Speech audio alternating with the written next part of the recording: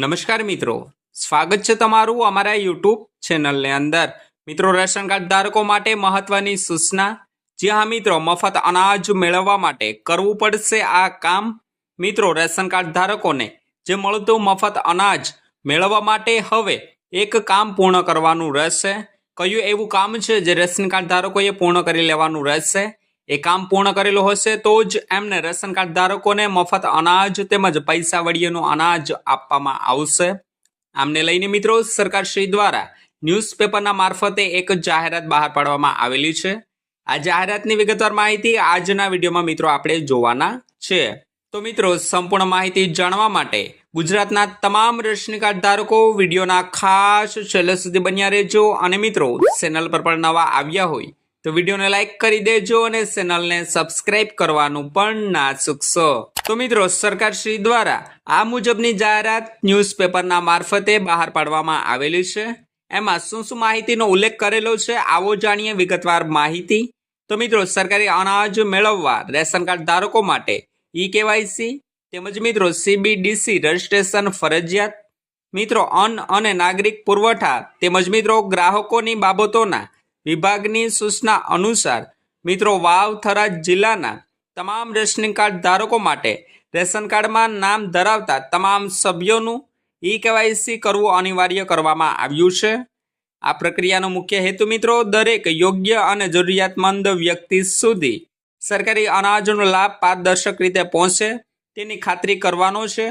મિત્રો, વાવ થરાદ જિલ્લાના નાગરિકો પોતાના રેશન કાર્ડમાં નોંધાયેલા તમામ સભ્યોનું ઈ-કેવાયસી નજીકની ગ્રામ પંચાયત ખાતે એટલે કે મિત્રો VCE મારફતે સ્થાનિક પોસ્ટ વિભાગના કર્મચારીઓ પાસે તેમજ મિત્રો નજીકની વ્યાજબી ભાવની દુકાન પર જઈને પણ અથવા તો મિત્રો સંબંધિત મામલતદાર કચેરી ખાતે સરળતાથી કરાવી શકે છે।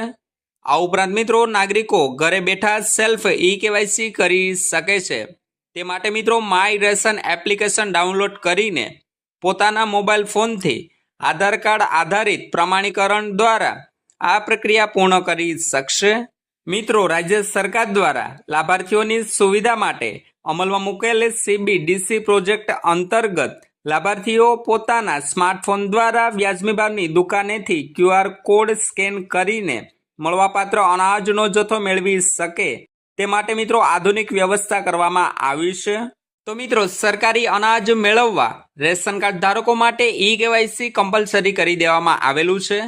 આ નિયમ મિત્રો વાવ થરાદ જિલ્લાના રેશન કાર્ડ ધારકો માટે લાગુ કરવામાં આવેલો છે, જે અંતર્ગત મિત્રો જે રાજ્ય સરકાર દ્વારા જે લાભાર્થીઓ માટે સુવિધા અમલમાં મૂકવામાં આવેલી છે, જે પ્રોજેક્ટનું નામ છે મિત્રો CBDC પ્રોજેક્ટ, જે અંતર્ગત મિત્રો લાભાર્થીઓ QR કોડ સ્કેન કરી અને તેમને મળતો અનાજનો જથ્થો એકત્રિત કરી શકશે। તો મિત્રો, બસ આ જ હતી વિગતવાર માહિતી રેશન કાર્ડ ધારકો માટે જે મહત્વની સૂચના આવી છે એમને લઈને।